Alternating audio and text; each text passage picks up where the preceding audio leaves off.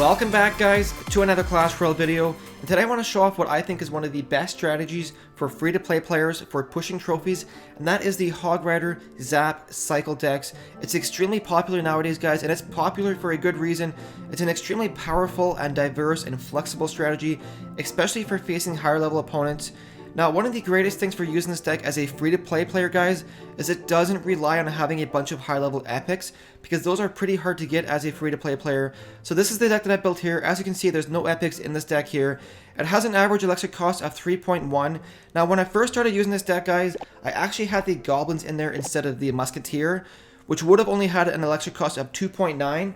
But I found I was missing something, missing a strong defense against the baby dragon specifically. So that's why I threw in the musketeer instead. And even with the musketeer in there, the average elixir cost is only 3.1, which is pretty good. And I'm currently sitting at 3,069 trophies using this deck here. So let's go ahead and take a look at some replays here using this deck against higher level opponents. And then I'm going to finish with one live battle for you guys. So let's go ahead here. So here we are, guys, with the first replay. We're facing a level 9 here inside the legendary arena. Now, when I first started using this deck, guys, with the goblins instead of the musketeer, I actually lost quite a few battles. So I threw in the musketeer in there, and then after that I went on a huge winning streak. And that's something you guys have to do whenever you're trying out new decks, is depending on what kind of decks you're facing at that time, you have to make some adjustments to your deck to counter those decks. So like I said, I was facing a ton of baby dragons, so that's why I threw in the musketeer. So right here, he's going to be super aggressive with the Hog Rider as well as the Goblin Barrel, and I have to use the Zap there because my tower was focusing on the Hog Rider, so I would have taken a huge amount of damage there to my tower if I didn't use that Zap spell. But unfortunately, he also has the Minion Horde there, so now I don't have any spells left over for the Minion Horde. So I'm going to go ahead and use the Musketeer as well as the Spear Goblins to take him out. Now right there is an example of how throwing in the Musketeer helped out my deck, because if I had the regular goblins instead of the musketeer, I probably would have taken some damage to my tower from that minion horde. But right here, he's going to come in with the double prince strategy. And watch what I do here, guys. I use the barbarians to distract that prince, and then I throw in a cannon behind all of them. That cannon is going to be able to take care of that dark prince, and then turn around and take care of that princess. So for 3 elixir, pretty efficient. One of the greatest things that I like about this deck, guys, versus some of the different variations of the Hog Rider Zap decks, is having the cannon in there instead of, say, an elixir pump. Just really allows you to cycle through your cards a lot faster, whereas having the elixir pump in your deck can really slow down the gameplay a lot. And whereas the cannon, only being 3 elixir, it's fairly easy to get up quickly in a defense. Now right here, both of us just kind of waiting. We're even on elixir here, and I've actually done more damage to his tower here, but unfortunately he is a level 9, so he did start with a bit of a head start. Now watch this, guys. This is one of the greatest things about having a low elixir deck. He went in with his Hog Rider, I went in with my Hog Rider, but using only 4 elixir, 3 elixir for the cannon, and 1 elixir for the skeletons, we were able to defend against his Hog Rider, where our Hog Rider went in there and took out his tower. So at this point in the battle, there's 40 seconds left here, and we have a 1 crown lead, so all I really need to do at this point is just defend for the next 40 seconds. He's going to try and go in with 2 princes on a split push as well as a Hog Rider, and watch this, guys. You use the Hog Rider on the right hand side to tank and pull back that Dark Prince all the way back to his tower, which is pretty cool, guys, because now we have the Zap spell as well as the cannon up once again to take care of that Dark Prince.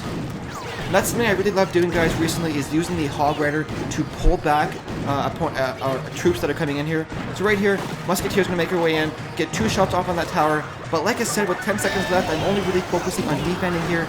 He's going to try and make one last push here with the Hog Rider. I'm going to go ahead and throw down my cannon right in front of my tower, and with 3 seconds left, he's got no chance of taking out that tower, but we will get the 1 crown victory. Let's go ahead to another replay here, guys. So here we are, guys, with the next replay. This time we're actually facing a level 10 here, and right at the start of this battle, guys, I make a pretty huge mistake, which cost me a ton of elixir, and allows him to play super aggressively and just kind of keep me in a defensive position for a good portion of the battle. So right here, he comes in with the Minion Horde as well as the Prince. I used the Zap spell there, but I actually missed the back couple of minions, so then I was forced to use the Fireball to take them all out, which is a huge waste of 4 elixir, but of course I had to take those minions out before I could distract that Prince. So right here, he's going to try and come in with the Hog Rider.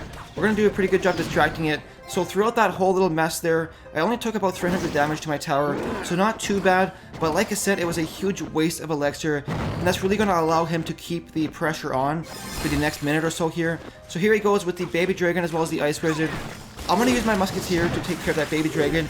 Now normally a musketeer is a good counter for the baby dragon, but he also had the ice wizard supporting him, so I had to use the fireball to take him out. Now watch this, guys. The musketeer's coming in here. The level 8 musketeer does a ton of damage to my tower, so I used those spear goblins just to take her out a little bit quicker.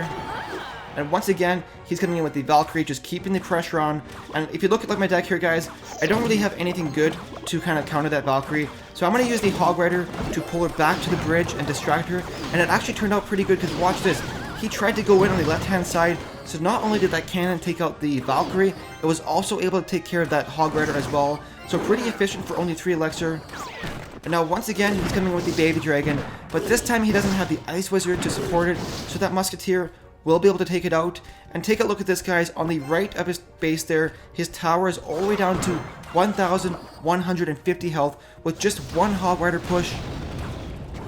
So there he goes with the barbarians. We're going to go ahead and use the fireball to damage there. Now they are level 10 barbarians, so normally with the fireball on a set of barbs, it'll pretty much take them out, allowing the tower to finish them off. But because they were level 10, the one barbarian was able to get in there and get 1 hit off of my tower. So once again, he's coming in with the Valkyrie. We're going to go ahead and use the cannon to take her out. Now watch this, guys. He's got the Valkyrie supporting the Hog Rider, so I can't use my skeletons or any of my cheap troops to take out the Hog Rider. I have to throw the barbarians in behind.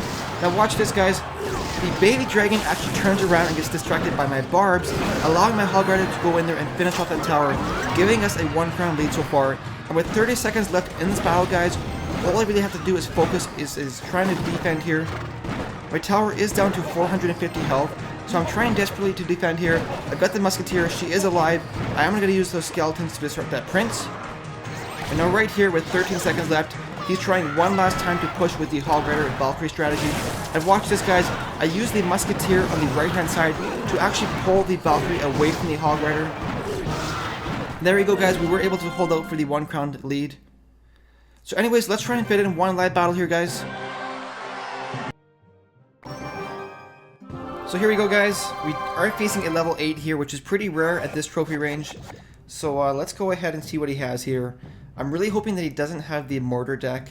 A lot of people that I face at level 8 in this trophy range are using the mortar deck. But let's see what his first move is. I'm going to go ahead and let him make the first move, depending on how long he waits to do it.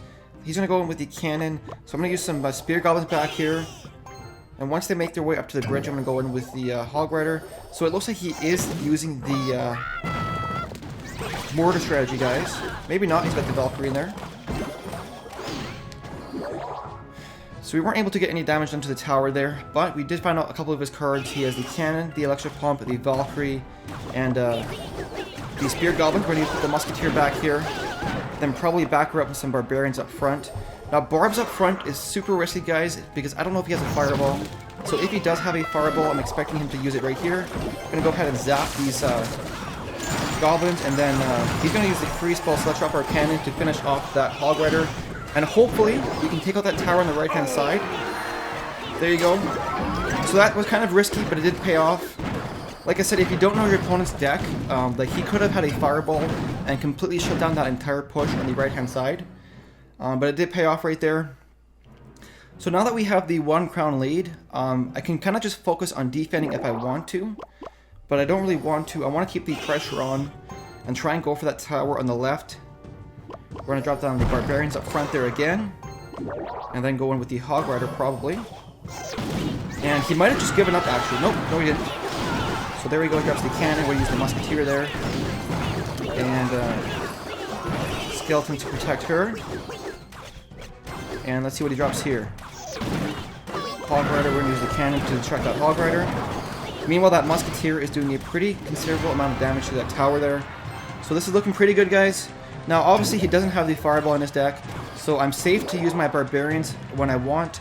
He does have that, the Valkyrie, though, so I have to keep that in mind. So there he goes with that. I'm going to drop my barbarians right on top of that, and then go on the left-hand side with my Hog Rider. So once that cannon is down, I'm going to use the Zap spell here to take care of those goblins. Now I'll use my cannon to distract his Hog Rider. But I made a mistake there. Finger slipped and I got too far off. So he might be able to take out my tower here, which kind of sucks. There'll be fireball there. Take that out. Finish him off. So 215 health left on that tower. I'm gonna stop playing it risky, guys. Use the zap spell here to take care of those goblins. And then drop down another cannon here. He uses the freeze. So with 10 seconds left, can we defend long enough? Does he have a fireball or a lightning spell or anything like that? He does have the freeze, but he doesn't get it off, and that will give us the 1 crown victory, guys. Anyways, that's gonna do it for today's video. I really hope you did enjoy it. If you did, don't forget to like and subscribe. And thank you so much for watching, guys, and we'll see you in the next video.